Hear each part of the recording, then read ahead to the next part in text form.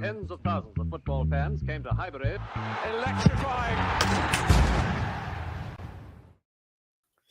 Yes, guys, and welcome back to the unbreakable, the unmistakable, and the absolutely never lateable TCP Live, coming at you live at 7:37 every Thursday evening on YouTube, and available ad-free on YouTube memberships and Patreon. Oh, I've spelt Patreon wrong the entire time.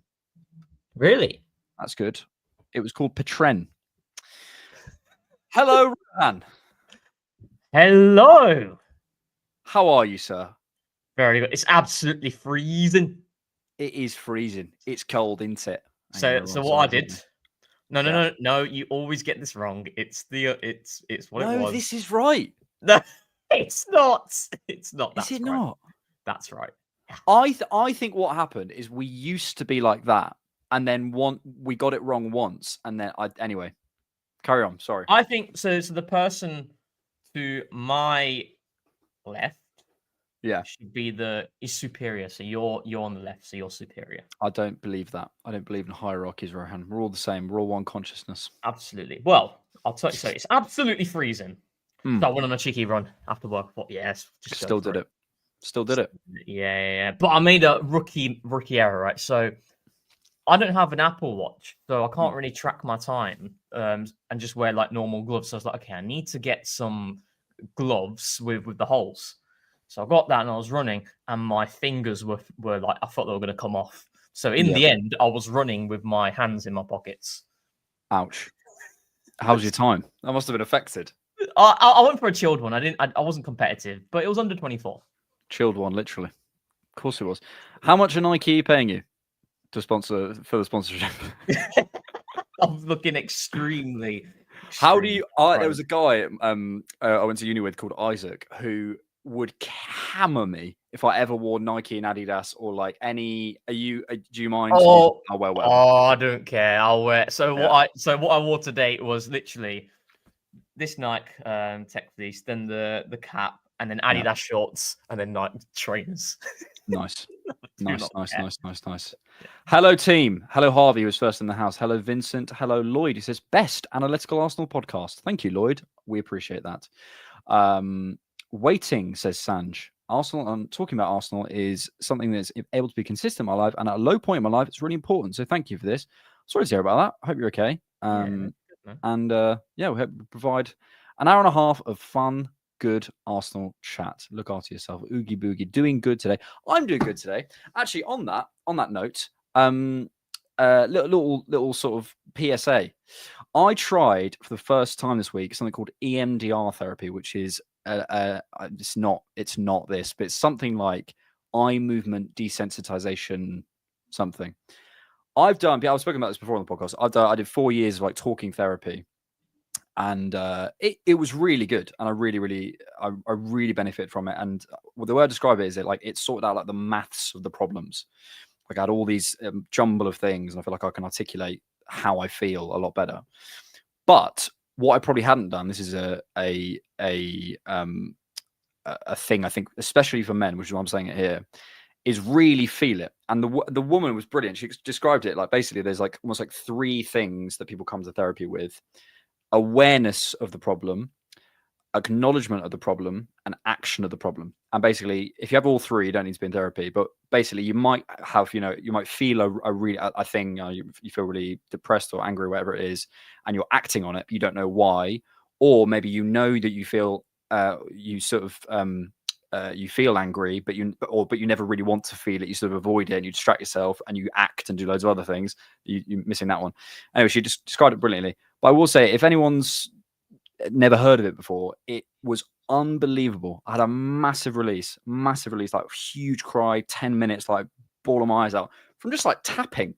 Really? She got me to like target a memory, and I just tapped. I was doing like all sorts of stuff, and there was like signals and hand signals and stuff. It was unbelievable. I had a massive cry, no idea what just like came out of me, and I felt so much better. So anyone, if you're going through a hard time, EMDR therapy, it's not cheap, I will say, but it's amazing. No, really. I mean, especially for men, men are not ones to show their emotion, and it's like, that's why I always think in general, always try and be polite. It's sometimes like, just literally opening the door for someone, and just smiling. Like I today, like on the train, as I was going back, this woman had like 4 suitcases, and nobody's there to just like, classic, do you need a hand? So give her a hand. And it's altruism. So altruism's like, when you do something that's not that you're not gaining something financial, but it's like you're doing something that's not really rewarding you, but it's giving you that good feeling of doing something nice. 100%. And not only does it make you feel good, but also that person, it could easily make them feel good as well. However, usually those things, sometimes when you're going through a hard time, it's short term, really, isn't it? It's a short term thing that gives you a bit of joy. But you should definitely talk to someone. I've had therapy before. I think it was 4 years ago, a couple of sessions, and it was brilliant. It gave me a different way of thinking, and how to approach problems. So yeah, no, it's good. And to be fair for me, like sometimes one of my issues is if I'm having a bad day, I won't show it, and I'll just do loads of things. Sometimes that's why, like my days, I try and keep my days really hectic on a lot of occasions, because I just distract myself, and I also feel better about myself because I'm doing something. Whereas if I'm just sat not doing anything, I'll regret it. I'll feel worse, and I'll be like, I've just wasted like 3-4 hours of like. That's why I went on a run today, literally because I thought, oh, we got the pod. I've not got enough time to go to the gym and come back.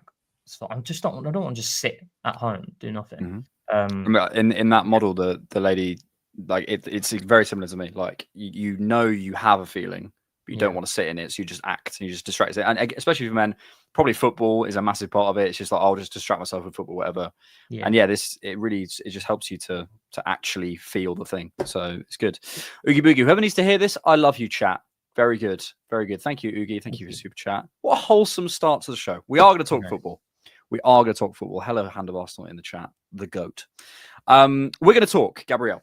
We're going to look at some Luis Campos charts that I found, which I think are fascinating and I think could provide a really interesting discussion point. We're going to talk about Jude Bellingham. We're going to talk about the Saka contract. We're going to talk, of course, about the North London derby. And then we're going to take your questions. Rohanicals. Yes. Speaking of mental health, how did you feel when Gabrielle, when the news drops about Gabrielle? Well, to be fair, on the Saturday, so I was doing the old Christmas markets. Went to the Christmas markets. It was nice, and I just checked my phone. And thought, oh, God's sake! Then just turned Twitter off and just kind of assumed nothing happened, and then waited for the day after, and that's when it hit me. When I saw that, pretend it isn't real. Pretend it isn't real. Have a nice sleep. Get a lie-in. Day after, and face reality. We spoke about it on Monday, right? And it's gutting. When we did TCP Live a week ago, we literally did our categories. Or was it a week or 2 weeks ago? Well, we did like maybe 2 weeks. We did like season-defining players, and Gabriel was in that top bracket, really, with other players like Declan Rice and Saka and Saliba, Raya. And I always categorize it between the short and the long term. And I understand, and everybody knows that the best teams over the years who have won titles consistently have had their core spine available for the majority of the season. So if you lose someone of that caliber and status over a long term, and when I think of long term, I'm thinking like 3 months plus. That's long term to me. 1 or 1.5 months or 2 months, I lean a little bit closer to short term personally. But when it's long term, you can't mitigate it, irrespective of what you've done in the summer market, which is what we did. We went into that with the mindset of contingency, and we've stacked the squad in that area at the back. So the way I'm looking at it right now is I believe we've got a ton of options to mitigate it. Now, I think it will be good to talk about the actual things that we are going to miss, not the things that are very clear, because I think it's like set pieces, the threat in the opposition box is what not just mainstream, but Arsenal fans believe is the biggest worry. I have different worries about Big Gabriel not being there, one of which is us defending set pieces, because I don't think we are a good team at defending set pieces in general. And I think it's mitigated by the likes of Kai Havertz, Victor Gyökeres has been doing well at the near post as well, and Big Gabby. Like against Burnley, don't know if you caught the Burnley game, they had 2 long throw-ins, and Big Gabby headed the first one out with conviction. They have another long throw. Big Gabby heads the next one out with conviction, and it falls to Saka, and we break and we score in transition. He is always there with that first contact. I think that's going to be a massive miss. That's what I'm a little bit more worried about, because he's a monster in those situations. So yeah, our defending set pieces record isn't good. Yeah. I don't know if people saw the numbers last season. It was like the biggest, one of the biggest sources of our goals that we conceded. Like I think we were like one of the worst in the league in terms of conceding. And as great as we are going forward, I think it kind of masks it a little bit. Of the work that probably Jova needs to do a little bit there. Also Kai Havertz as well. I think there was some numbers that I looked up, which took me so long because there's no like real. You have to like piece a load of things together. We've conceded something like 81 shots, which is the best in the league. We have, but 16 of those, or like 17 or 18, some like almost a quarter, have come from set pieces, so from corners and free kicks, compared to Man City, which I think is like less than a fifth. I think Liverpool was like less than a fifth or whatever. It's not a massive difference, but we're talking, at least a shot or two a game, kind of on average, that is coming from a set piece. And I think the lack of Kai Havertz at the front post, I think, is an issue. I think Gabriel will become an issue, as you mentioned earlier. I think we spoke about on Monday as well. Gyökeres has been good in that regard, but it is a miss for sure. And yeah, there is a kind of threat at the other end, but I think we have enough sort of goal scorers in other areas. Look, I think with Gabriel, it's really frustrating. As you said, we made that list of kind of players for the long term who are season defining, but sort of 2 points here. One is we've built this squad to deal with this. It isn't 4 or 5 months. It isn't an ACL. It is 6 weeks, and we have to hopefully just kind of get through this. And we're in a position where at the end of last season, Mosquera wasn't at the club, Nketiah wasn't at the club, Calafiori wasn't in the moment he is now. He's probably injured. I can't remember the end of last season. Ben White probably wasn't fit. Like we are in a very, very different situation, and we have to find a way through this. We've also, I think, seen more experimentation. Saliba at left centre back at times as well. So I think we're more willing to do that. We have options, and I think we need to use that. But secondly, I think there is this myth that to win titles, and it's especially in the modern era. Can you turn me down slightly in your ear? I can just hear myself a little bit back, shouldn't I? Yeah, I think there is this myth that sort of title-winning teams never have any injuries to key players, and that was probably true largely maybe 20 years or so ago. But I've been looking into the numbers, and I was looking at this insurance company that was doing some numbers on this. Like the injury processes are crazy. Even Liverpool last season, who I would say had a pretty freak year luck-wise, injury-wise, did have Konate out for a similar time. Joe Gomez comes in and does a really good job. They did have Alisson out for a similar amount of time. We're going to lose Gabriel, who is, I would argue, the greatest Premier League goalkeeper. Kelleher comes in, does a really good job. So what I want to see is Mosquera comes in. Do you remember that? I want to be chatting at the end of the season. Do you remember when Mosquera came in for those 6 weeks and did a really good job in the same way that we talked about Gomez? Go back to the season before when City won. They were missing Kevin De Bruyne. They didn't have him for the whole start of the season, and they adapted, and they were still 2 points behind by New Year's Day. Yeah, like title-winning teams do have these injuries, and I think sometimes yes, you want the luck, but there's a massive part of it is how you deal with it. And we have the tools to deal with it. So I will be really disappointed. And I think we've discussed this before. If people use this as like, but we didn't have Gabriel. That's not, come on, guys. Come on. For me, it's a cop-out. That's why I look at Gabriel, right?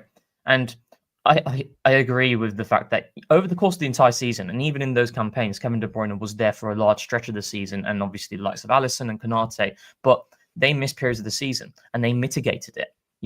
That is the situation that we find ourselves in right now. And, it's not just Big Gabby. We've had other injuries this season, and we've managed to mitigate it brilliantly because of, and you can look at where we are in the table. And I look at it and I think that's why I said on Monday, where we lose to Spurs, let's say, and we drop points in our next 2 games against Bayern and Chelsea, you are not going to see me talk about Big Gabby because I think it's a cop-out. Because it becomes something in which you look so much at yourself, but you're not even looking at the opposition. In the case of Tottenham, look at the injuries they've got. They've got 13 injuries. And 3 injuries. Exactly. And some of these are big players for them who would start. Kulusevski, Kudus might be a doubt there. Madison, as well. Kudus is a doubt. Romero's a doubt. Yeah, there's lots. Yeah, I think for me, and that's why when we lost to Liverpool early in the season, I remember on the pod, I did not say anything about Saka. I did not say anything about Saliba being absent in the game because it can happen.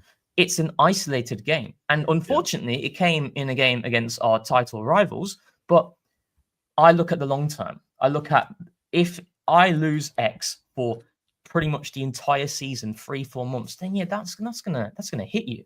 But if it's something 1 or 2 months, I believe, especially with the resources we have at the back, there's no hiding place. And I would be holding this team to the same standards as what I did when Big Gabby was in the team. There are things that we certainly will need to be concerned about. Like I said, I think the defending the set pieces does give me a little bit of a worry there, because I think Big Gabby is someone there. Yeah, and I mean, even when he was in the team last season, before he sustained that injury, if you go and look at the games and the goals we conceded, a lot of them did also come from set pieces. I remember against Bournemouth when we played away from home. I know we were down to 10 men, but we conceded from set pieces there.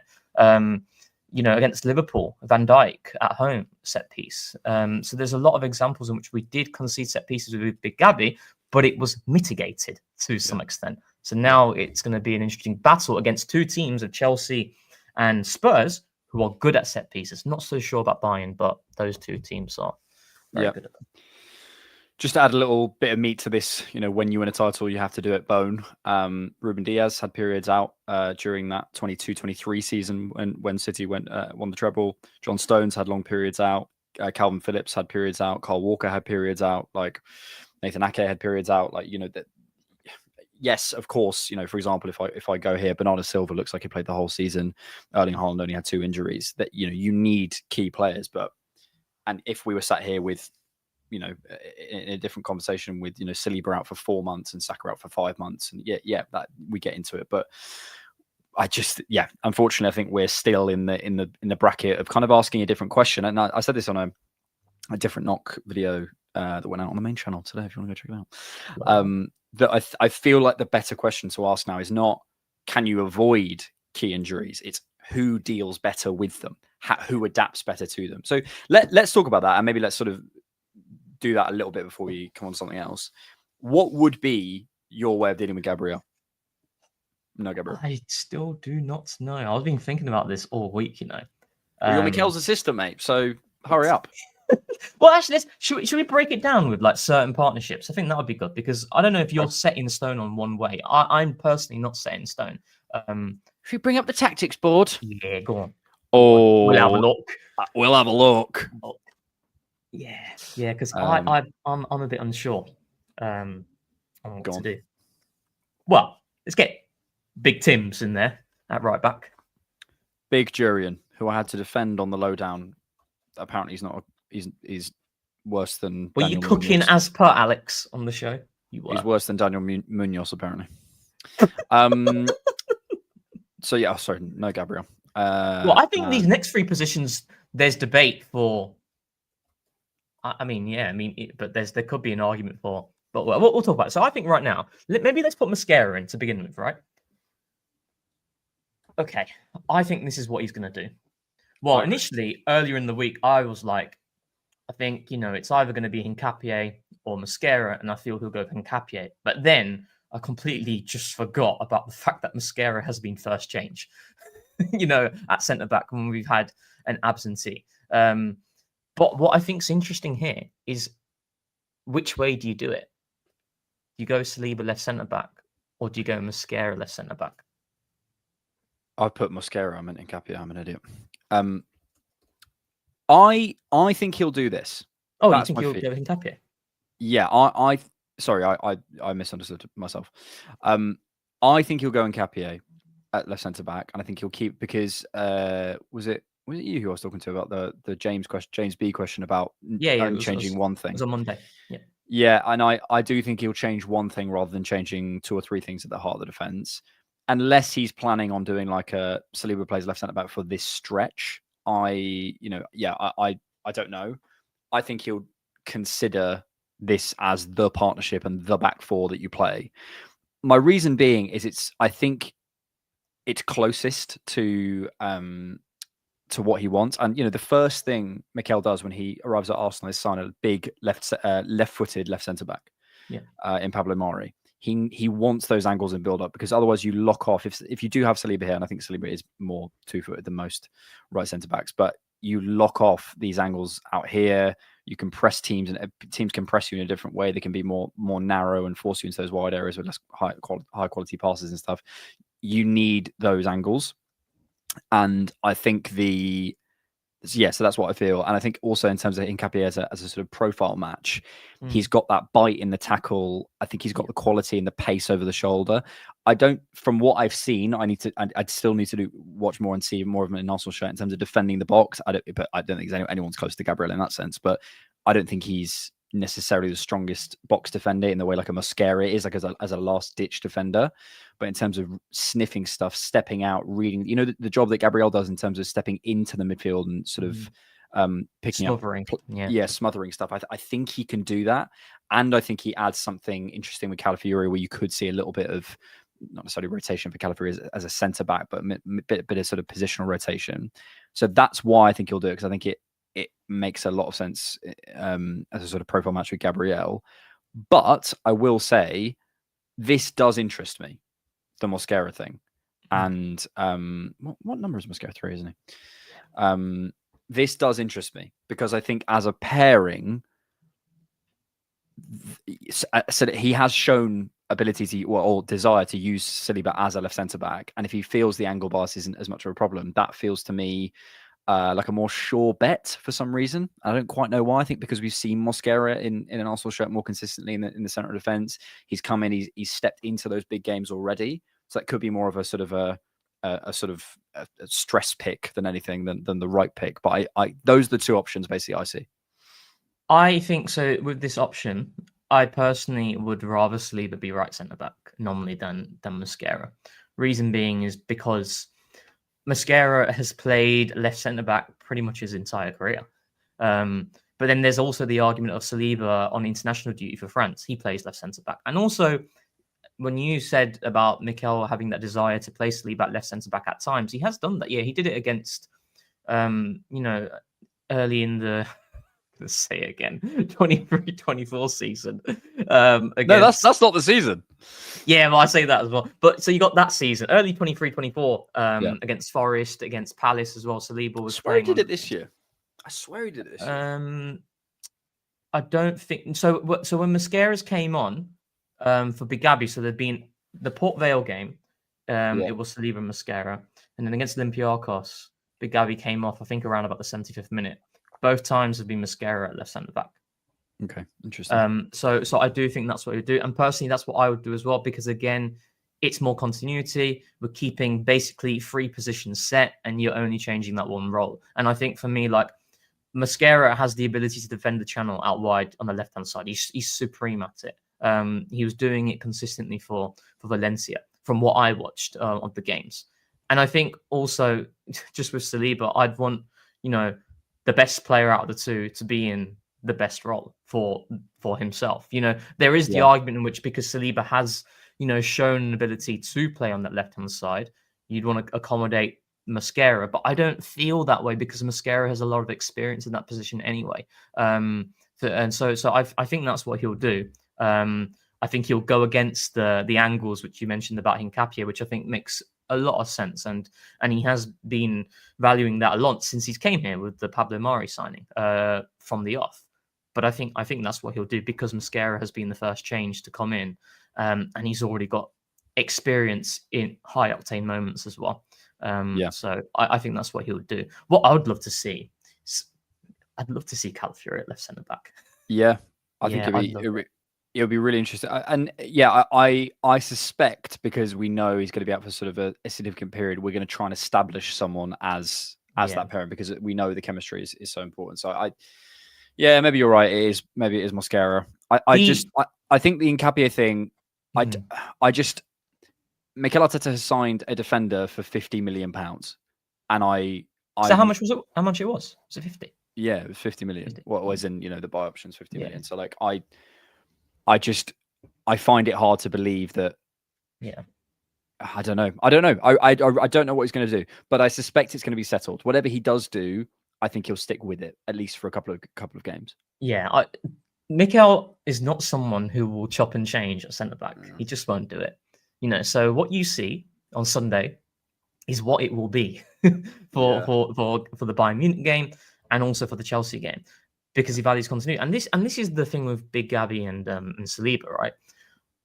Some of the things that we're going to miss a lot is the fact that what they do as a pair we have been programmed over the past 3 seasons to treat how they work as a partnership, the things that they do to sweep in behind, the 1v1 situations as the norm, and we don't acknowledge it. Like, for example, when you go on instant reactions with George, and you see these two pretty much do consistently every single game specific actions. You don't talk about it much, but it's crazy that we don't talk about it because it's phenomenal. That understanding, that ability to play with each other, that relationship is so strong. We are now going with a relationship that is not strong because they haven't played with each other, irrespective of who it is. And that's where we might start to see some teething issues with specific transitions we're looking to deal with, balls into the box, etc. So that's something again to keep an eye on, because it's become like muscle. Like when you play FIFA on the PlayStation, if you've never played it before, you're constantly looking at the buttons. But then over time, you don't look at the buttons; you just know what to do. It's the same with Sleeve and Gabriel, but you don't acknowledge it because we've treated it as the norm.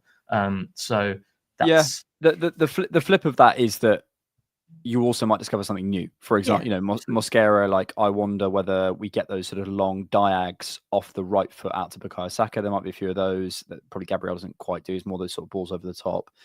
You might develop something new. I don't know. And, it might be the next best pairing. I think the final point I want to make here, really, before we move on, is that's the group of defenders that we have. So whether we go with Calafiori or Mosquera or whatever it might be, we have Nkapie, White and Miles who aren't even on the pitch, who, by the way, he won't do this. But if he went with that as a back four, White, Saliba, Nkapie, and Miles as a back four against Spurs, I still think we should win. That's still a back four that is capable of winning almost every single game. So it's amazing to have that many combinations. And I just think, as we discussed, what Mikel will do, the sort of meta problem here. Yeah, we've lost the very best of the best, but we can create great options. Yeah, and like I said, I think personally, if you're going to blame the Big Gabby injury on the result, a poor result potentially against Spurs, I think it's a massive cop-out. Where I think there is a bit of worry that I have is our forward options, because we've got a cluster of players who I have no idea what is going on with them. Because it's like, so right now we have one player, a massive player that's gone out on the back line, but we have so much depth there to choose from. Our forward line, though, we're scraping the barrel, and it's like we are missing a profile of that relentless pacing behind to stretch teams right now with our current personnel. Like, whereas if we look at Big Gabby, you've not got his version, but you've got different profiles, different aspects that can give us something. Whereas I think in the forward line, we're lacking that because of the injuries. So, yeah. Yes. Cesar Majanya Linares. I saw you changed your name. Because I recognise your profile picture, Cesar, but you've changed your name. Do you reckon any current squad players have certain abilities that would make them great at other sports? I think David Raya would be a very good wicket keeper at cricket. Yeah, I buy that. Yeah, I think for some reason I get the sense Kai Havertz would be quite good at tennis because he's quite tall. Would it be like Milos Raonic? Like, he's got a thunderous serve. And then... is it Sinner who's like 6'6"? Oh, Sinner right now, Sinner. Yeah, Sinner's. But Sinner's quite agile though. Because he's tall, but he covers ground. Yeah. I mean, naturally, but you can be tall and not cover ground well. He covers ground and he's quite sort of agile in his movements. Yeah, that's a great question, actually. I think Kai Havertz would be a good. Madueke on the wing in rugby. I don't watch any rugby, but you usually put. I think Miles is built for rugby. Yeah. Miles is built for rugby, actually. Ethan at spelling bee. Ethan at spelling bee. Miles said he chose going pro in football over tennis. Martin will be good at squash, says Simon. Says Hypno. I'll buy that. Yeah. Yeah. Who'd be good at ping pong? Table tennis. Who would be? Yeah. I feel like Eze. What's your table tennis game like? It's not bad, because I used to play quite a bit as a kid, and you don't realize when you're, because there was these boys down the road. Actually, one of the reasons I'm an Arsenal fan. These boys, Leo and Toby, were Arsenal fans, and they had a ping pong table in their back garden, and we used to play a lot. Bless him, Leo. He was quite a good footballer. He had a trial at Reading, and his brother threw a ball over his head, and he was running back to catch it, tripped on a deck chair, broke his leg, never had trials. Really? You know that classic story, like, I could have, I broke my ankle. He genuinely did, broke his ankle, and he could have been a pro. Damn, that's God, unfortunate. it's Tell you what, my table tennis game, I thought it was decent, then I got humbled on holiday. Got humbled by who? By a group of lads. Yeah, they were just the people I went with on my to Cyprus, and I was like, yeah, my table tennis game's decent. Like, I can back myself. These guys were hitting top spin. They were going far. Yeah, they were like standing far back. For oh god, this is serious now. If I gave you, when's the next Olympics? When were the last Olympics? Last summer. If I gave you till the next Olympics to learn a sport and you have to compete at the Olympics, what would you back yourself most in? Breakdancing. Sumo wrestling. No, but seriously, like you proper back yourself. I think long jump. Long jump. I reckon I could do long jump. Yeah, I think so. I buy that. Not high jump. High jump's a madness. Nothing aerobic for me. Reason why I say long jump is, well, she's not there anymore. But before, my next door neighbor was an Olympian and competed for. Really? Yeah. That's really cool. Yeah, Jasmine Sawyers. Oh wow.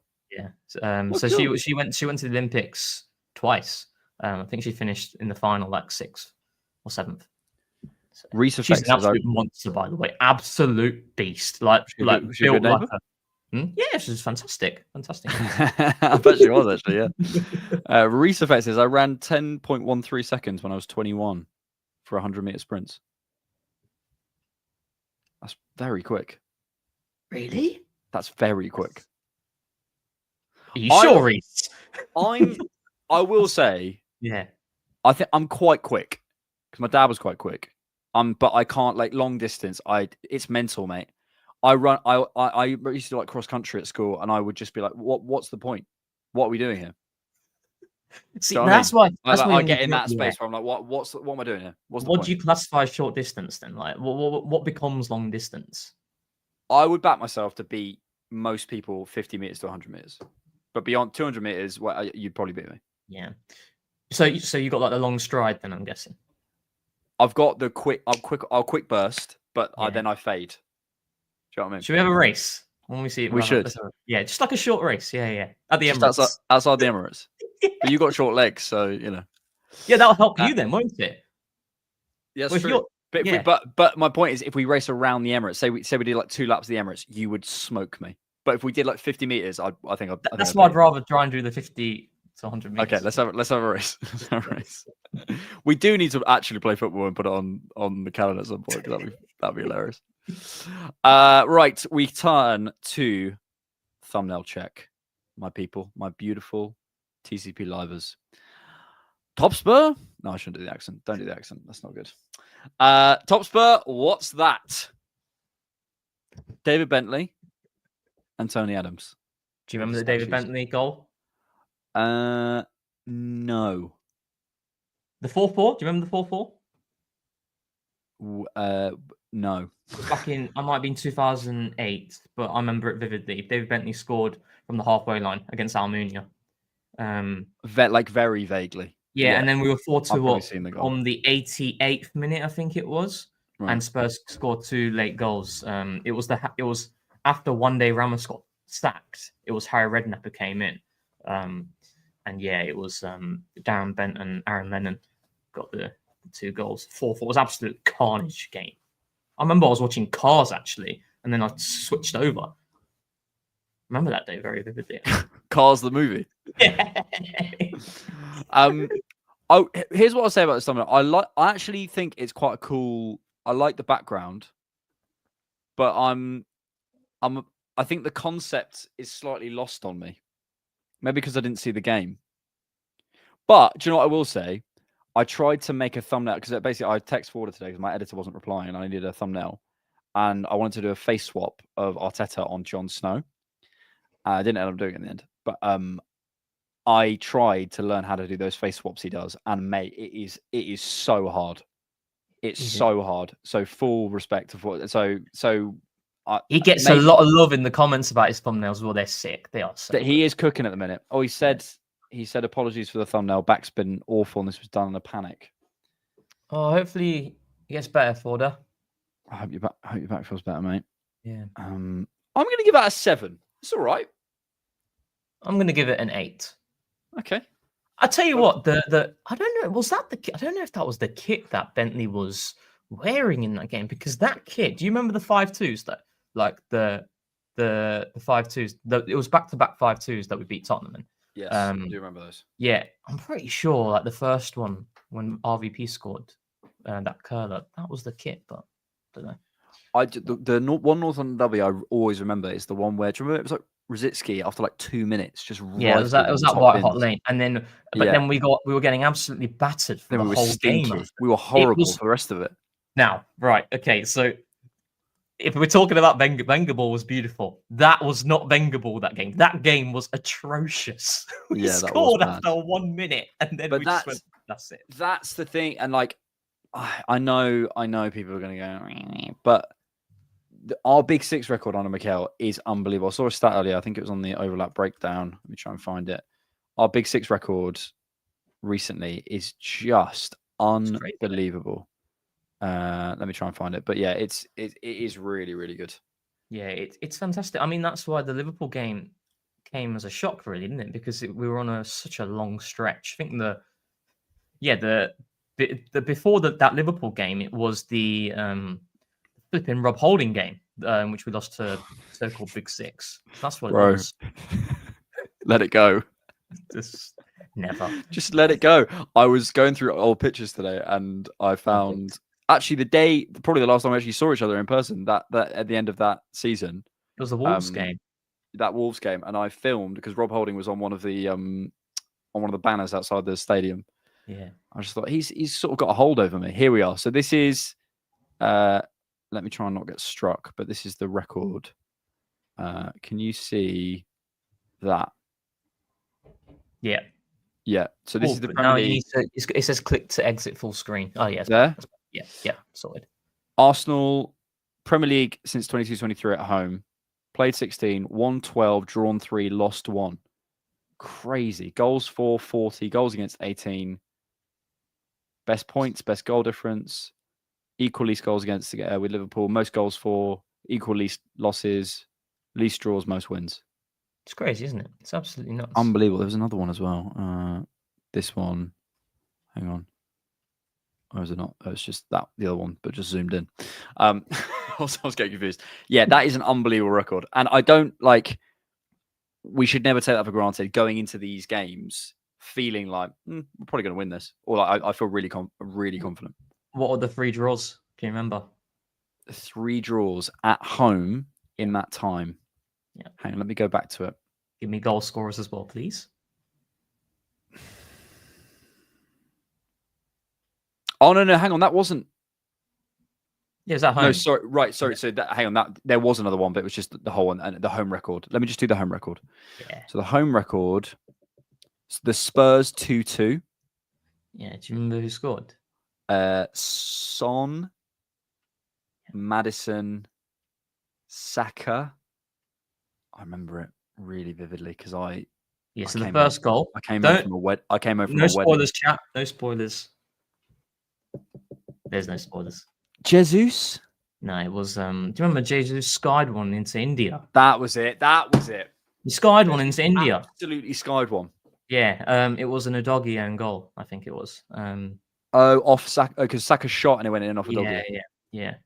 That was it.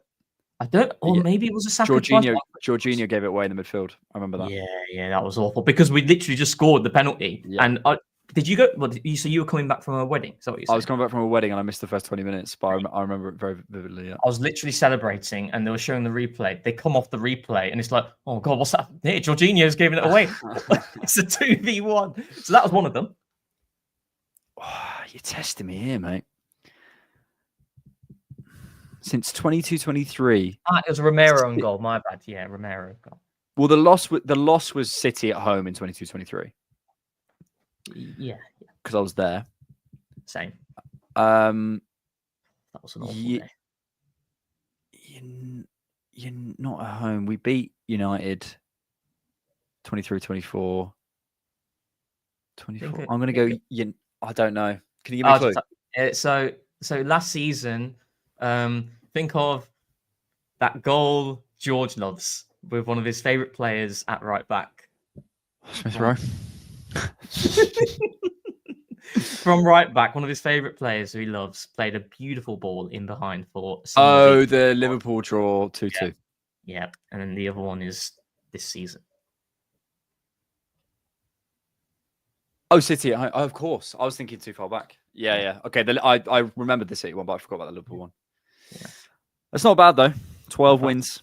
It's very good. But do you know what it is though? So I think it's important to So when we went into this season, past performance doesn't always equal future performance, does it? Right. So as good as our record was, I always felt there's going to be a moment in which we might slip up due to variance, and variance kicked in against Liverpool. Yeah. So, and like against Chelsea, our record against Chelsea is really good, but we haven't beaten them at Stamford Bridge the last 2 seasons. Both being draws. So, yeah, the last time I remember that 22-23 win, it was really nice. Really it was like one of the best 1-0s ever. It was lovely. Yeah, it was lovely. Oogie says, gun to my head, I would trust Rohan to bail me out on Arsenal trivia. It depends. We should do. I'm just not. Like games, I can remember what I'm good on is kit numbers. Yeah, you're good at kit numbers. I'm good on like if you tell me like certain situations, I can remember more details. Like if you're like if I remember a situation, I remember quite a lot of detail about it. But then there's some things that just completely escape me. Yeah, I can't do shirt numbers. I couldn't tell you most of them from the current squad. I just don't care. Really? I just do not care at all. What's Zubimendi's shirt number? 36? Yeah. Yeah, but so me and James, chat will note, me and James had a stinker. We had me who didn't know anything about shirt numbers. James also wasn't good with shirt numbers. Let's have a test. Yeah, let's do it. Let's have a test. People in the I've got to put my money where my mouth is. Fawler says, remember the kit number around on my channel. Give us historical squad numbers for Arsenal players. Oh, okay. As so in, don't not give just it, this but say, season, right? I don't know, Walcott's squad number or whatever it was. Yeah, Walcott. Okay, so Walcott 14. Okay. Nasri. Wait, so okay, Nasri. Yeah, give me one. Okay, Nasri 8. Denilson?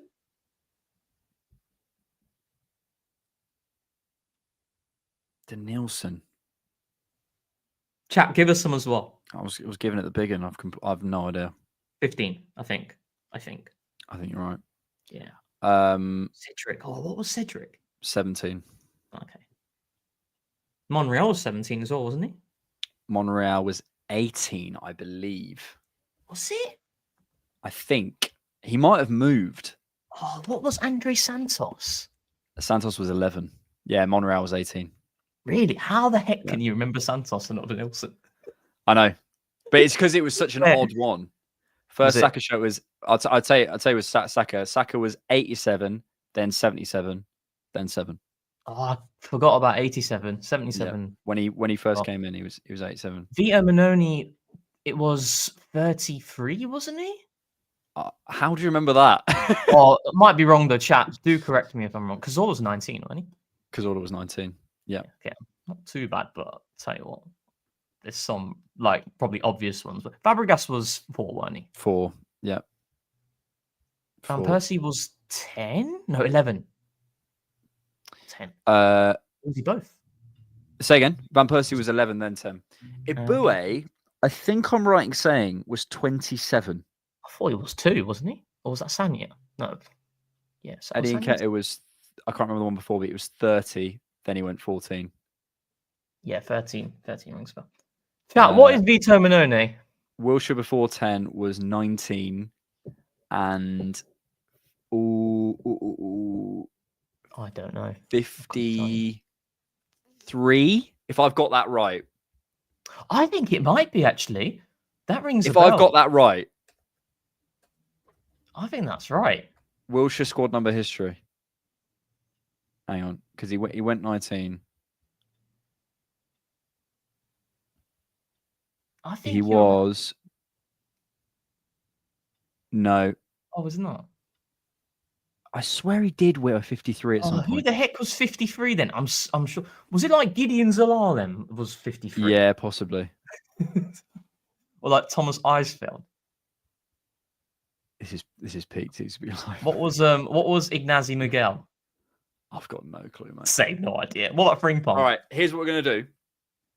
We're gonna go through 1 to whatever we get to, and we have to name a player who wore that number. First person to lose 3 is out.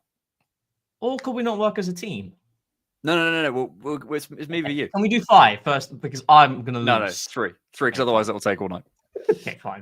David Raya, number 1. Number 2, Abu Dhabi. Very good. Number 3, Mosquera. 4, Fabregas. 5, Encapio. 6. Come on. Oh Yeah, Big Gabby. Yeah. Struggling there. 8, Nasri. Jesus. Van Persie. Santos. Giroud was 12, weren't he? He was. Yeah. Kepa. He's 13. Yeah. Henri. Chamberlain. Oxlade-Chamberlain. One of my all-time favourites. How come? I just love him as a person. If you watch him get into it, he just seems really cool. I remember watching the chat with him and Carl Jenkinson so many times. I thought it was great. Stand Carl Jenkinson, but yeah, we'll 16, Ramsey. 17, Alexis. 18. Said him earlier. Did I? I think it's La Calabra is his name. Oh, Monreal. Yeah, nice. Wait, 19. You shouldn't help me. We've got to lose 3 lives. Oh yeah. Actually, wait, you lost a life. Okay, right. I'll lose a life there. Yeah. 19, Wilshire. He was before. 20, Flamini. Very good. 21, Vieira. 22. Chesney?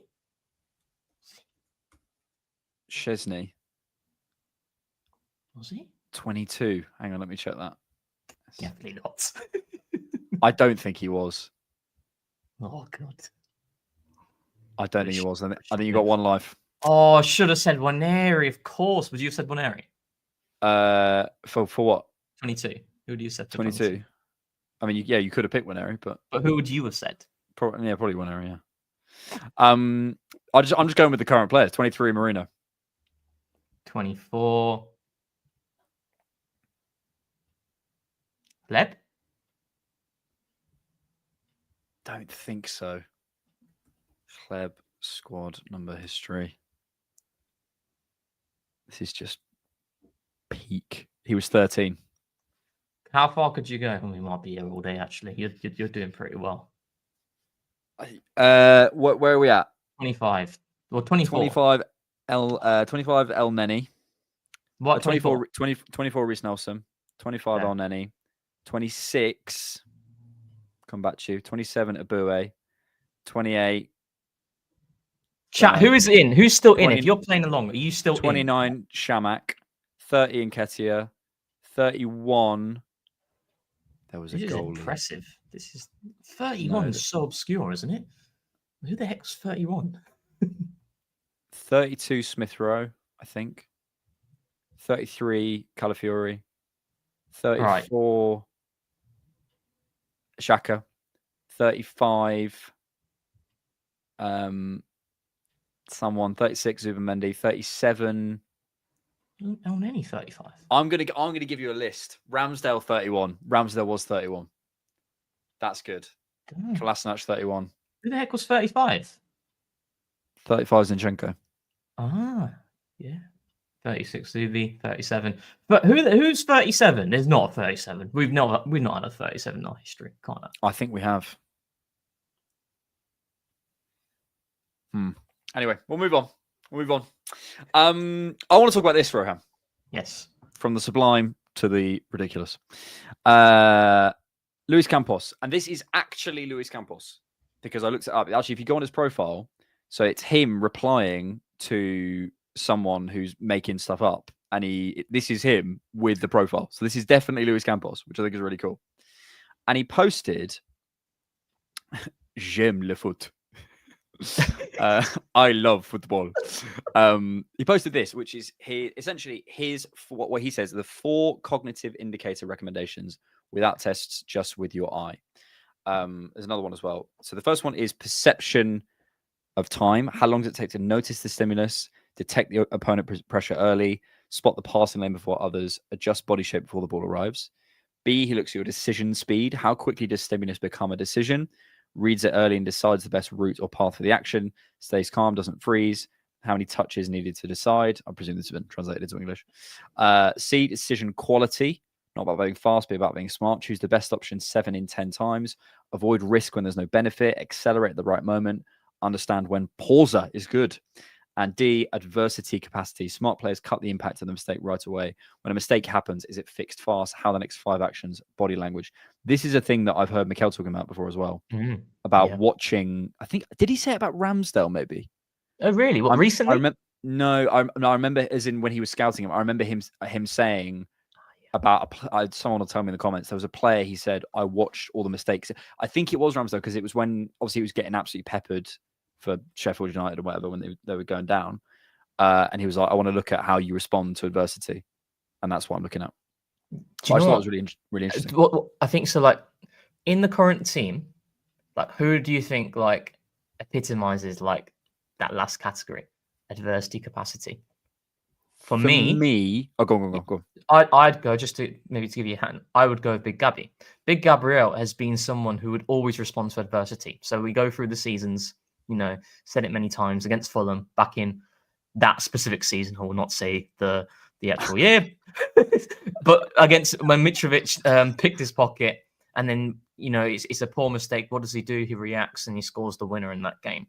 Against Liverpool in that same season, he was at fault, a few players, but he was also at fault for the Darwin Núñez goal. What does he do? He responds when we're going in transition, the dummy for Saka to finish. This season against Walter, what does he do? He responds and he scores the winner.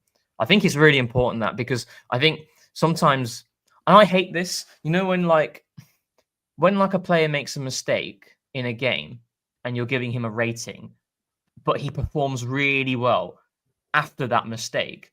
His rating is just capped at like a 5. I don't understand that. When that mistake becomes prevalent every single game, then you're like, okay, this is a pattern.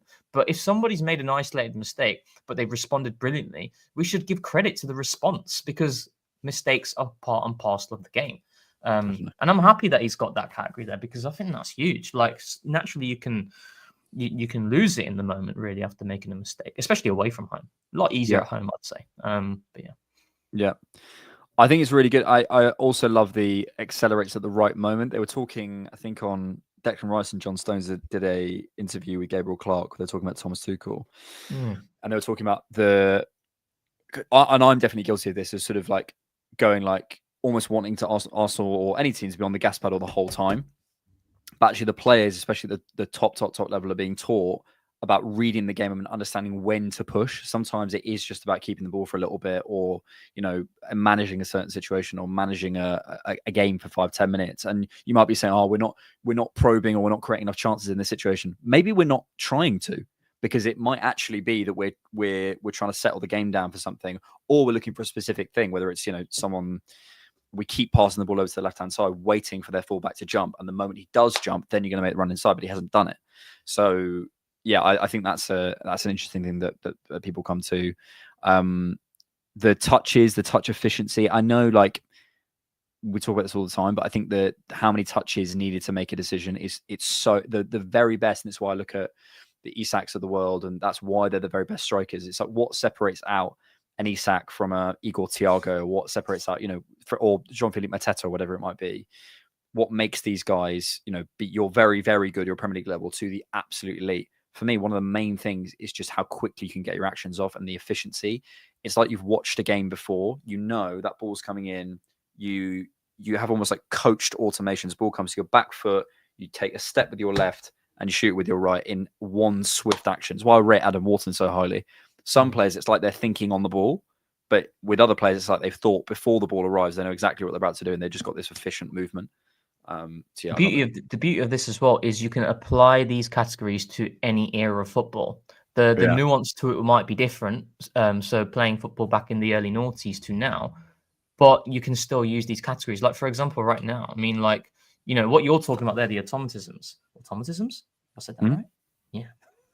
Like, for example, what we see now, right, when Trossard drops deep and he brings the fullback onto him, he provokes that pressure.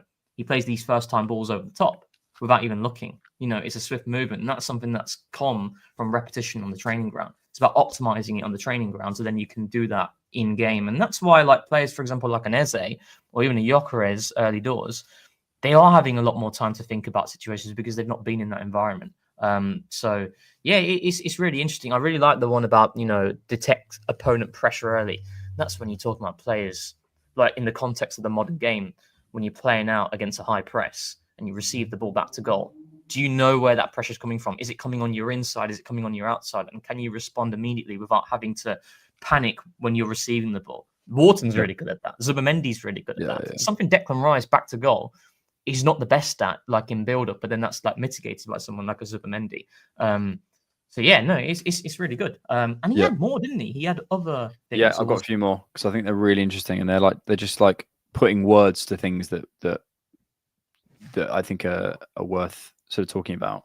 No, that was the same one. Sorry. Let me give back this one. It's this one again. It's almost like the checklist of things that he's after. So players' cognitive challenges, essentially, there's 6 here. Split-second decision-making. An elite player processes hundreds of cues in under a second. Teammates' positions, opponents' space, timing, ball path, pressure, and risk versus reward. 2, perception and selective attention. Filter the noise, ignore the crowd, fatigue and pressure, focus on what matters.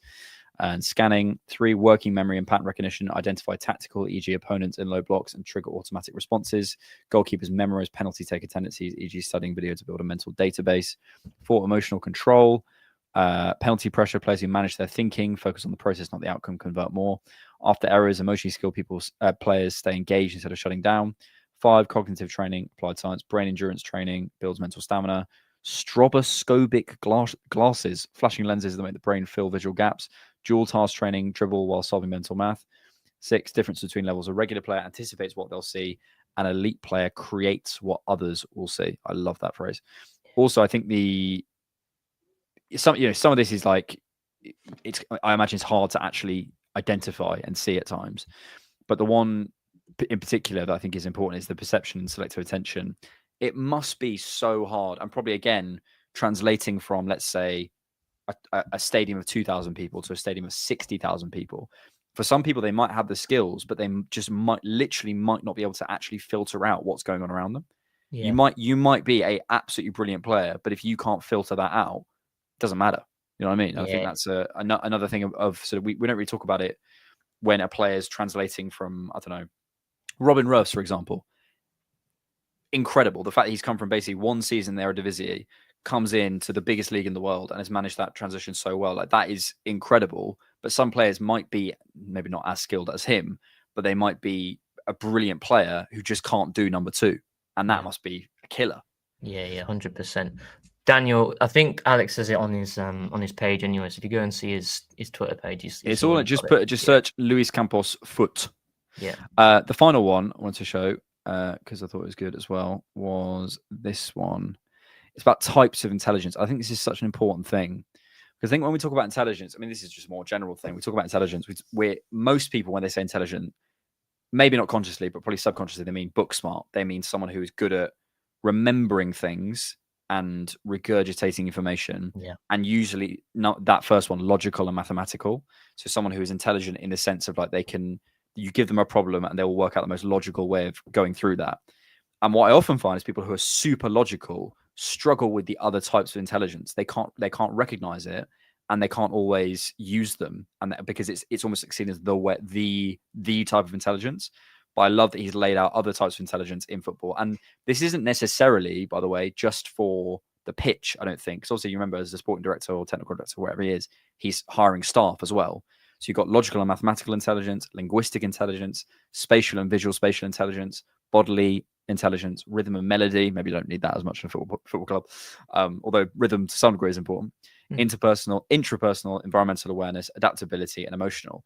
And probably across a football club, you need a balance of all those types of intelligence. And I think there are people who maybe are more on the emotional side who wouldn't value the logical side, but there's also people on the logical side who wouldn't value the emotional side.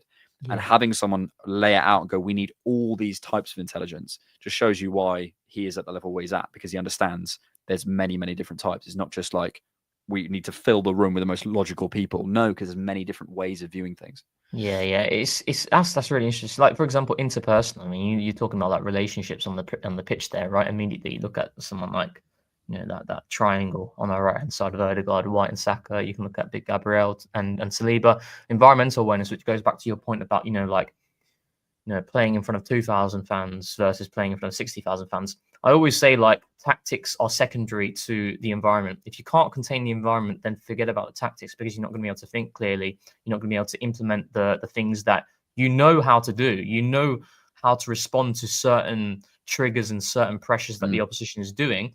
But if you can't control what's around you, then forget about it. Like, the best example was that Newcastle game back in 21-22, when we got absolutely battered. Like I don't have any shadow of doubt in which that team would have absolutely been prepared for the game plan that Newcastle would have presented us with. We would have had the ideas, we would have had the intentions and principles, but they crumbled. They crumbled in that environment, and therefore the tactics become null and void. And that's why I don't think there is as much emphasis on football, and certainly in terms of like analysis, like on the psychology. There's so much on, and I'm guilty of it as well. You look at structures, you look at intentions and stuff, but that's all secondary. It's like a driving test, right? When you go into, I failed my first driving test, but I knew everything. I knew everything in terms of I was ready for it. Something happened in the test, and I squandered it. But then the second time, bottled it. I absolutely bottled it. And then, to be fair, that driving instructor was an absolute. But yeah, like that. It's like you can have the knowledge, but it's not everything. 100%.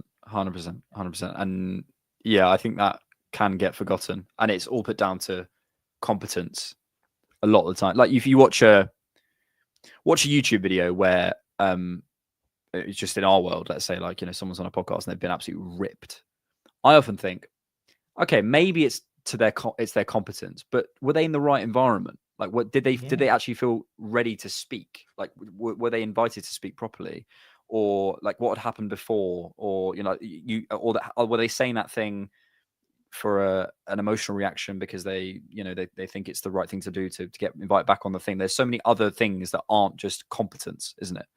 And that's just in the kind of football podcast world, but it applies absolutely everywhere. And yeah, I think to fill a club with people of all different types of intelligence is absolutely key. I reckon you should do some more on like psychology in football and stuff, and try and incorporate some, because you're really into that sort of stuff as well. I think there's not enough about it. Like, it just isn't. But the problem is it's not as objective as like tactics, for sure, stats and stuff. Yeah. So and I think a lot of people struggle with that because it's not measurable. So it's almost like it's not there, but it is there. Josh Miller says Rohan ran someone over, didn't he? Oh God, that guy! Honestly, that instructor was just out there. He must have had like a bad day, and you know what? We all have them, but he projected that onto me in that test. I'm telling you, it was a sound test. It was a sound test. I think it was just your competence, mate. I think it's nothing to do with that. It's just pure competence. Basically, Alex, you can fail either verbal or physical, right? Yeah. If he hits the brake or whatnot, then you fail. But if he says something as well, like what he said in my test, he said, "There's someone behind you," you also fail there. Okay. Steve was his name. Steve. If you're watching, Steve, we hate you.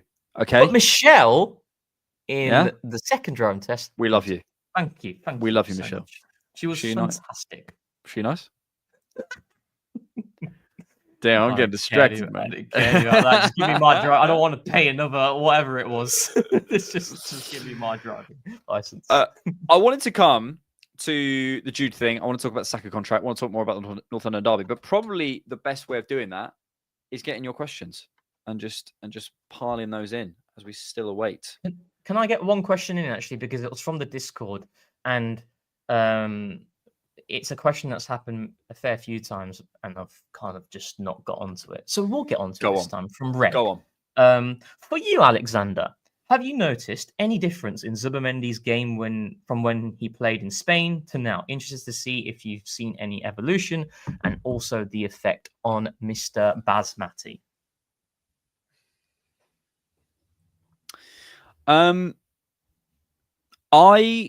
My gut instinct to that question is he's a bit more free than he was for Sociedad to jump up the pitch a little bit more and therefore do different things. Yeah. Receive the ball in different spaces, play shorter passes. I think I watched the overlap breakdown earlier, and Harvey Grosjean said something which I thought was a really good point, or a very good way of putting it. He said it's less of a pivot and more of a pairing. Yeah, and I really like that as an idea. I think that's a really good way of putting it. And I think it's more relational what he's doing. I think a lot more for Sociedad, what I was seeing was he was dropping into the back three.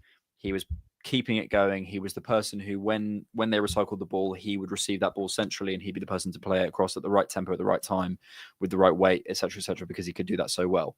I feel for Arsenal, and this might not be backed up in the data, but that's my sense, it's more of a fluid role, and it's more of a pairing with Declan Rice, where we've discussed it many times. To give a specific example, against Crystal Palace in the 5, I think he was tasked with more kind of standing still. Rice was on the other side of the block, on the other side of the 5, and he was there for that pass to carry the ball. And I think he was more tasked with kind of standing still and finding spaces. Sort of if Kamada would jump, he'd drop out and try and receive on the angle. Against Burnley, I think it was to do with, I can't remember the guy's name now, Florentino. I think he was trying to literally, what I kept seeing was he trying to make Florentino move so Timber could jump in the slot behind him. That's what I saw. I think it is just game by game. He's working out, okay, what I'm doing. And between them, they have every tool in the toolbox. Zubimendi makes up for the fact that Rice probably isn't the world's best receiving with back to goal, under pressure. But Rice makes up for the fact that Zubimendi, when the game opens out, hasn't quite got the legs. And if you're worried about that in a transition game, you just pop Rice a little bit further back. And if you're got a block game where you're moving things around, you put Zubimendi in the block and move things around. It's on the game. It fluctuates, doesn't it? It fluctuates depending on the game, the opposition. I think for me, like, you spoke beautifully there, Alexander. Thank you so much for. I think so. It's my job. It's like the environment is everything, right? So if we look at Zubimendi, I'll get his FB ref up actually. Please do. Yeah, we're getting a little bit more nerdy here. So this was in La Liga last season, right? Like the numbers there are solid, but I don't think they're like eye-catching really. So when a lot of people looked at Zubimendi and were thinking about Regista, a playmaking number 6, you'd expect more involvement in terms of passes completed, passes attempted, etc., and a better pass completion rate. But my whole point on Zubimendi was the environment was capping his ceiling. If the players around you are not to the required level, then unfortunately that is going to cascade down onto someone like Zubimendi, and it's going to affect his overall performance as well. Whereas when you watch him for Spain, you see a completely different type of player because he's surrounded by better players. And the reason why I say that is because that's his chart in La Liga. If we go to the Premier League this season so far, I'm just how do you isolate La Liga versus Premier League? Because I thought it just did last. No. So if you go, I'll show you. Right, let's go. Let's last 365.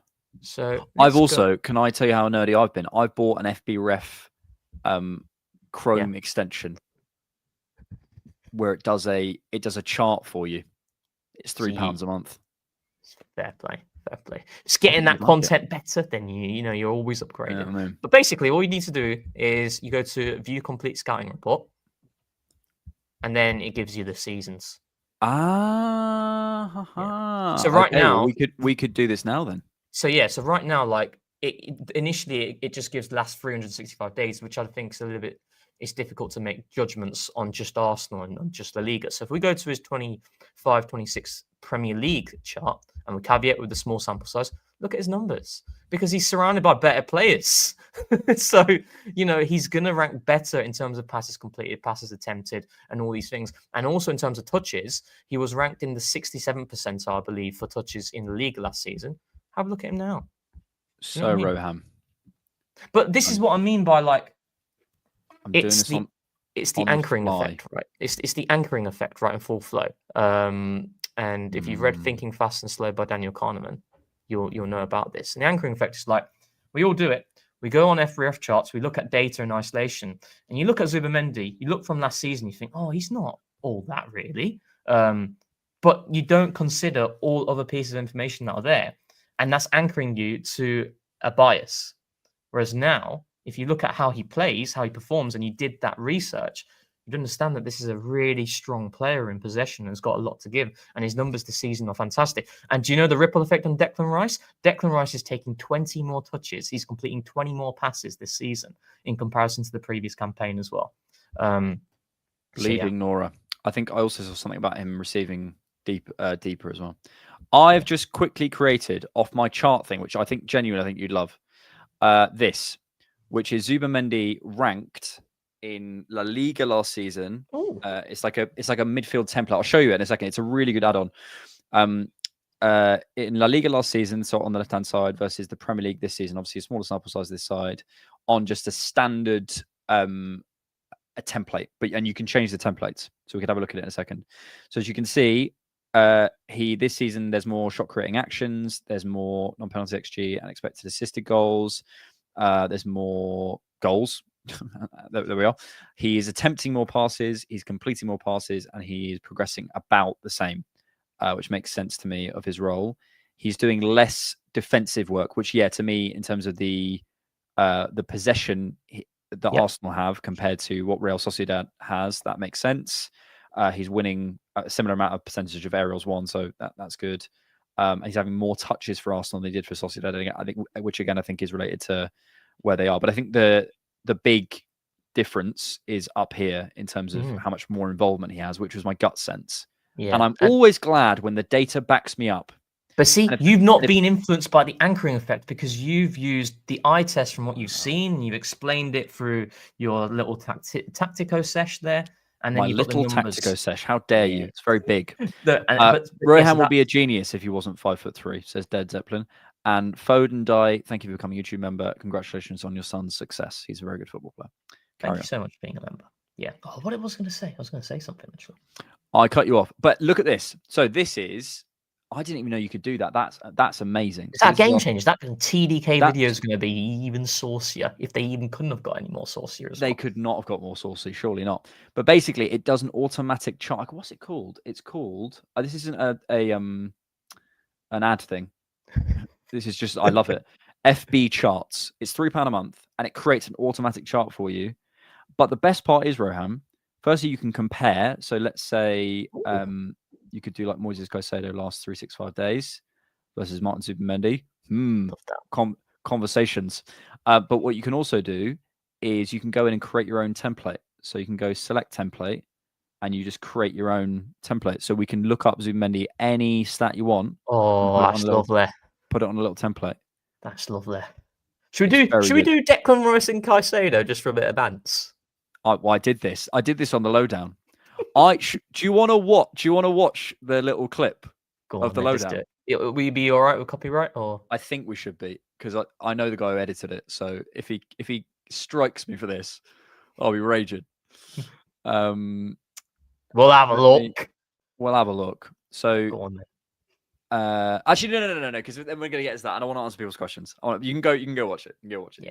We should answer people's questions. I think my brother was actually watching that. My brother's. FB charts is very good. Questions, Rohan. Let's get into it. My friend. We shall.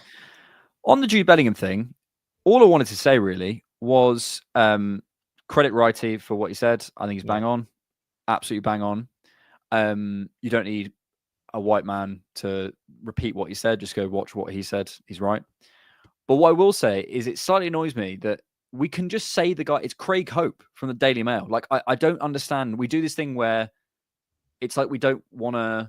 We do an indirect, isn't it? It's like an indirect. Yeah. Oh, people are saying... No, Craig Hope at the Daily Mail. Just say his name. It's a bizarre thing. And it's incessant as well, isn't it? You just need to go on his page as well. It's incessant, right?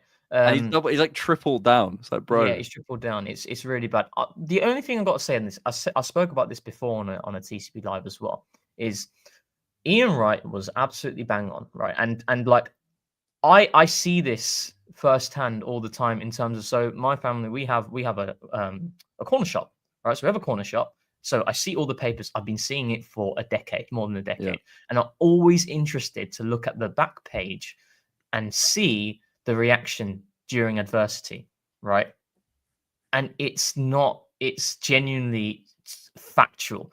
Not every time, but when England strike adversity, on a lot of occasions, on the back pages, it is of a certain demographic, a player of a certain demographic. I've seen it with Sterling Rashford, or Saka I've seen it or with Rashford Sterling, or I've seen it with Sancho, I've seen it with Saka. You're seeing it with Bellingham now as well. It's like when they play well, and Bellingham, I don't think Bellingham has had a good international break. I didn't think he played well at all. I thought it was absolutely awful, right? But I find it funny, like, not funny, but I find it, crazy how, what you see what Bellingham did in terms of the output and the big moments, and it's all nice and rosy then. But when it's not going well, these things always happen every single time. Like, so the first thing I was looking at in the papers at times as well is every time it's where I just want to see what the back page is, what the first picture is, and more often than not, it is.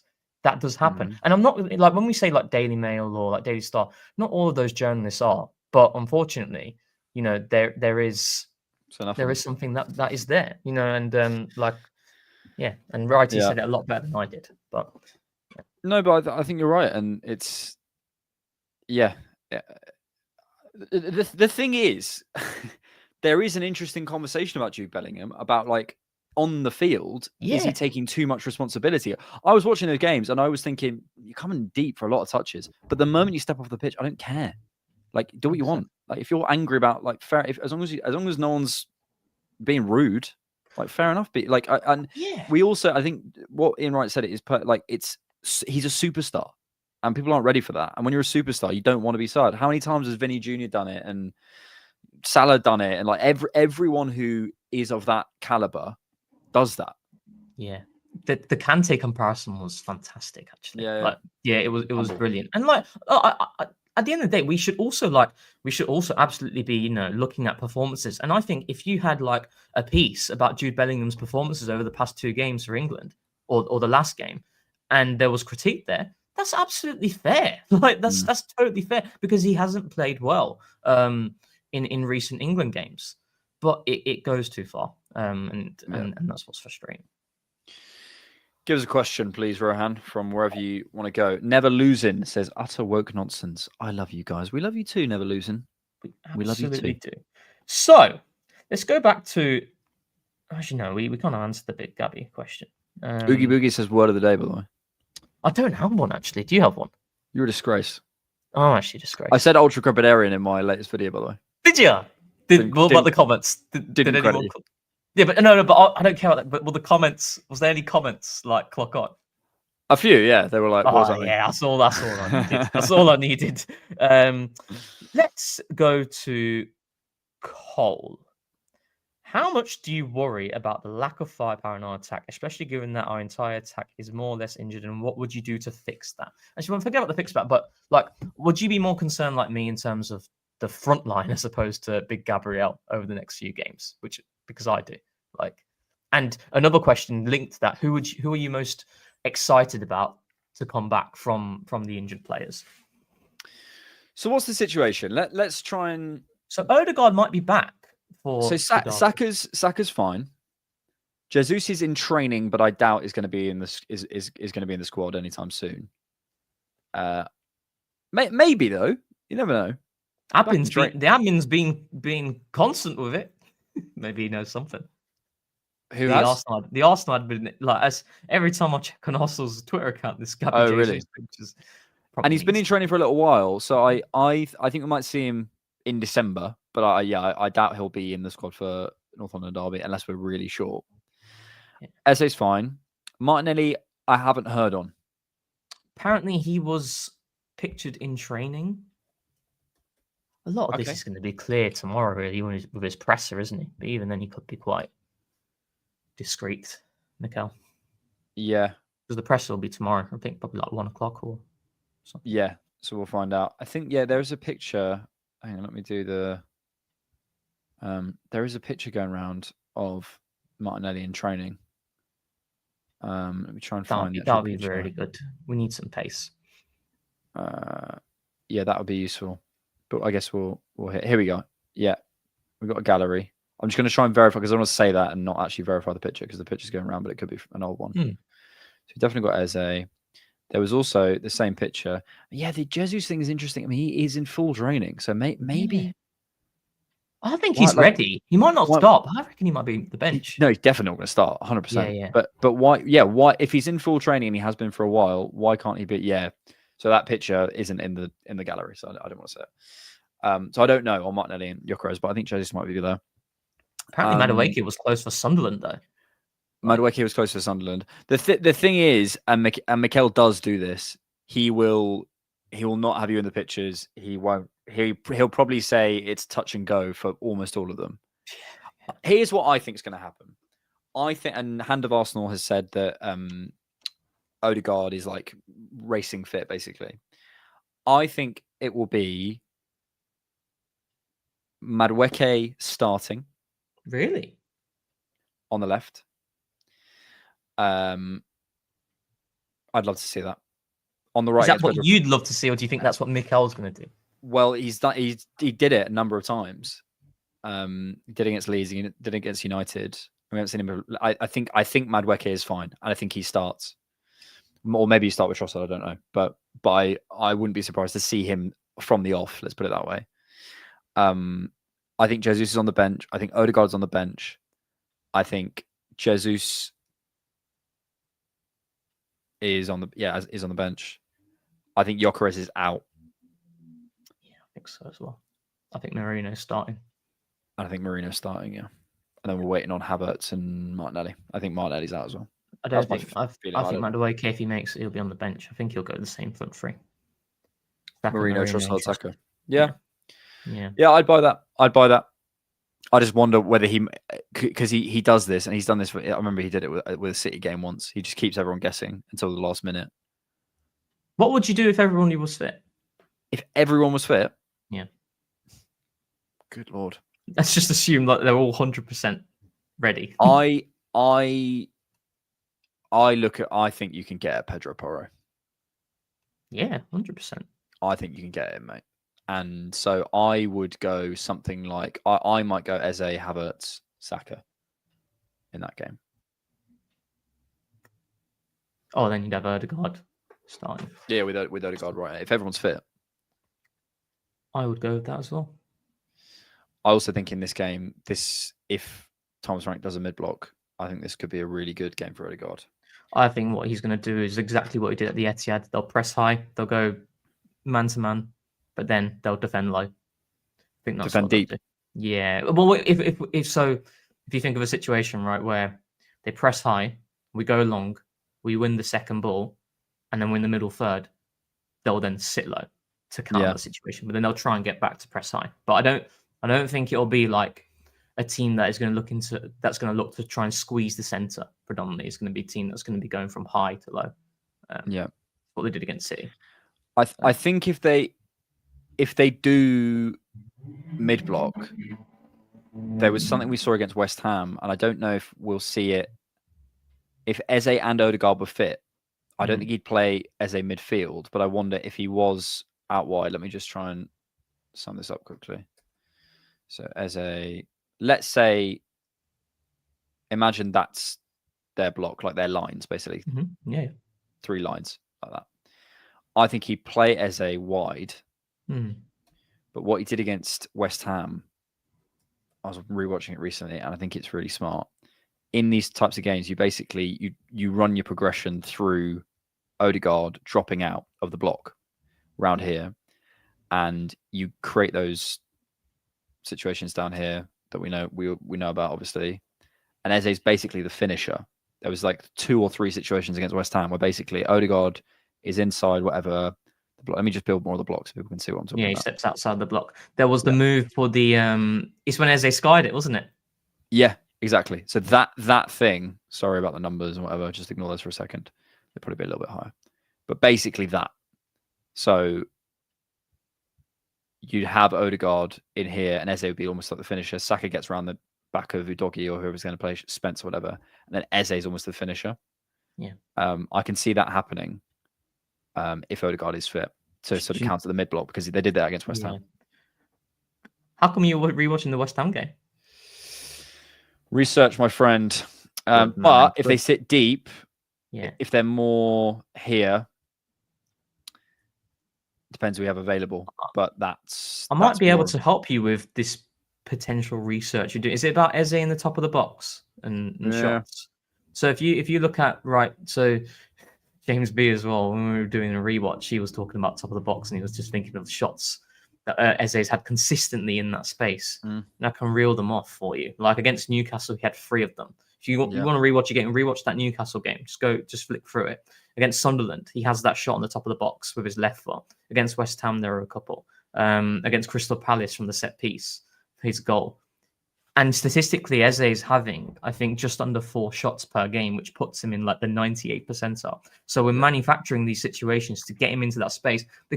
And James was asking me about like, why do you think he's constantly getting into these shots? Because when you push a team deeper, and you have that situation as you saw against West Ham, where Odegaard plays that ball in behind. When you play players in behind, naturally the back line, the midfielders get sucked close to the goalkeeper. It's just gravity. It doesn't matter who it is. It could be the worst winger in the league. If he's in behind, you suck the back line, the midfielders close to the goalkeeper, and naturally the top of the box becomes open. It's a numbers game. So that's why we constantly have Eze in that space. That's why we've had Zubimendi there as well, to have shots ready, because a ricochet, whether it's coming directly from a defender or it's coming from a goalkeeper saving it. In that same game with Declan Rice, was near the top of the box or inside the box. It's just the gravity and naturally where players are going to fall. This is why Mikel talks so much about probability and law of averages. Like if I constantly do this in that space, we're going to get some loose balls. And we can potentially. And Eze is so suited to that. Like I can't. You think about Rice in that role for the last couple of years. Like Rice has scored goals, but he hasn't scored goals in that at top of the box. Ball coming back to. Like I can't. I said that in a video, and I can't remember when has Rice scored that type of goal. Well, he scored in that West Ham game. In that West Ham game. Outside of that, when you think of Declan Rice's goals with his feet. It's long-range strikes outside the box, which is again similar, where you use your gravity, you push teams deeper, but or top over of the box to the right, is not coming drifting off the left. Yeah, for a ball coming back to him from the right-hand side. It's been like that Newcastle goal or the Man United goal. It's been on the right-hand side, shooting across his body. Yeah. And it's the same as like Thomas Partey when he's had those long-range strikes. It's in the same sort of fashion, but the way we've manufactured it for Eze is different. When we've had Odegaard in that 22-23 season, it was through the left there, wasn't it? You know when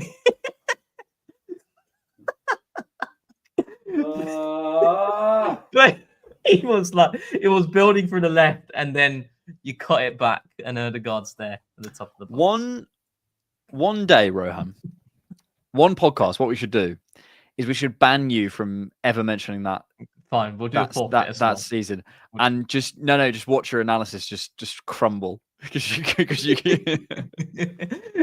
But if you are doing research on that, you can go on the FBref. Go on the FBref and have a look at his shot total. I will. It's been a very tactical podcast. Let's get some fun stuff. Well, it was fun actually. We did a good segment of shirt numbers, and we also did therapy talk. We also did driving.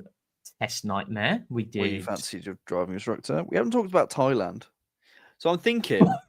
Here we go. For my hair, what do you reckon? I'm gonna ask the audience. Yeah. It could be a drinking game. Maybe me and George just have a shot here, and every time you mention it, we just down it. You're gonna be completely bevved up after. Bevved up, as they say. Do you think so my girlfriend going for a new style?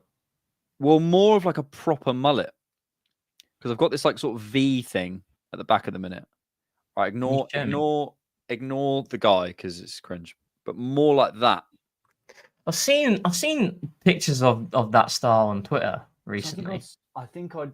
Yeah, well, you kind of already got it though. It's nearly there, but I Yeah. sort of like slightly because I normally get the skin fade like sort of mid high. Yeah. I think it's slightly lower and more. So would you do a taper fade? Low taper fade? Yeah. Yeah, more of a. Yeah, it's a taper, isn't it? But less because I've had it in like a V at the back. Okay. Yeah. But I'm imagining I'm pretty sure low taper is pretty much like you can barely see the fade. So. Imagine if Ninja had a low taper fade. Or the reverse skin fade. What's the reverse skin fade? So you have the hair on the sides, and then the fade comes centrally. You're bold. Yeah.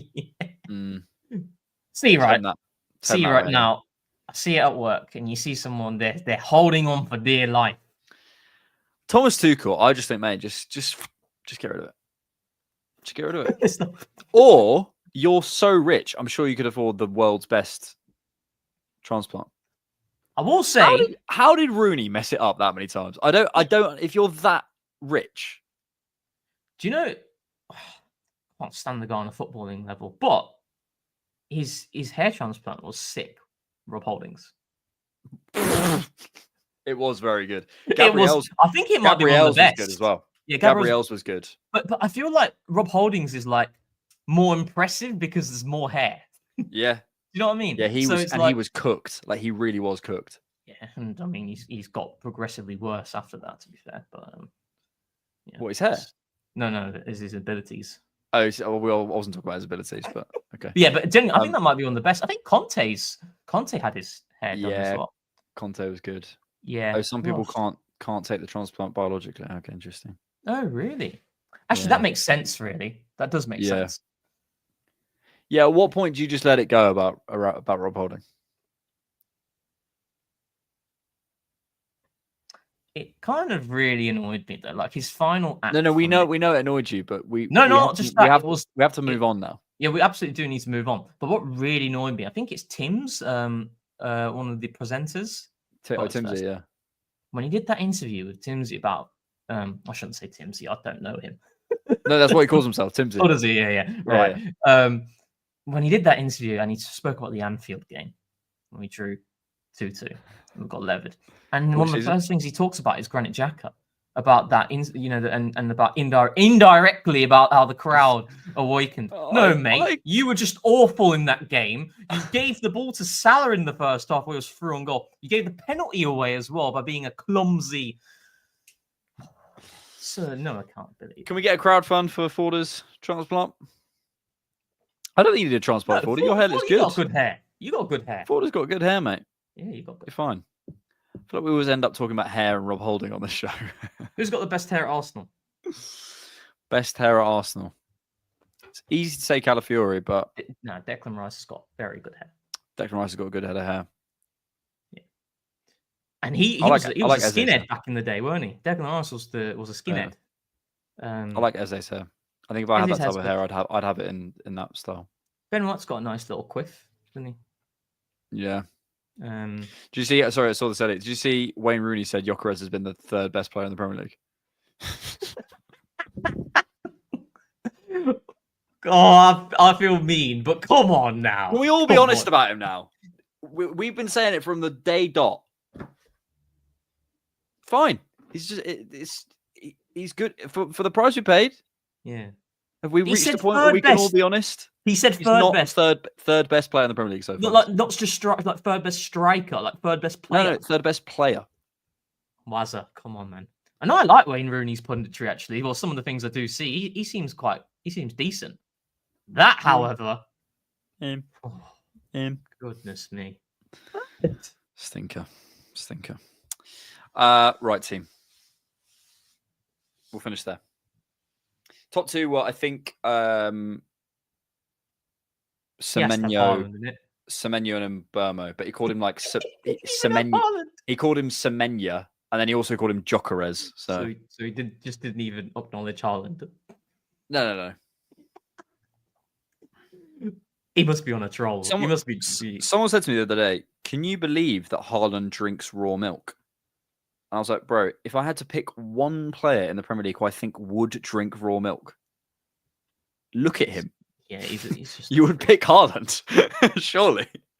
You heard it here. They're not beating Newcastle. You hear that here. You hear it here. You hear it here, guys. And I'll be coming on Monday's pod and I'll be talking about it. Arsenal's game? Who knows? Let's see what our team is. But Liverpool, Man City are not beating Newcastle. Not on that proof that the referees are biased against Arsenal. That's what it is. It's proof. And then David Coote's proof that they're biased against Liverpool. Thanks, everyone, for being here. I hope you're all very well. I hope you're all enjoying your lives. Oh, I just did a proper stinky burp there. Goodness me. Good Lord. Look after yourselves. Thanks for joining us on TCP Live. As always, we are back next week, as always. Instant Reaction is back. The football is back. I can't wait to talk about actual football again. And we've got no more international break until March. Oh! It's going to be heavenly. No international break until March. We've had 3 this year. And we're going to be, 15 points clear by that point? Can't wait. Cannot wait. Thank you, Rohan. Nice one. Thank you, team. Thank you so much for watching. And thanks, as always, on TCP Live. Should we do it together? For keeping it Arsenal. Tens of thousands of football fans came to Highbury. This was one kind of queue the ladies thoroughly enjoyed. Electrifying. Inspiration.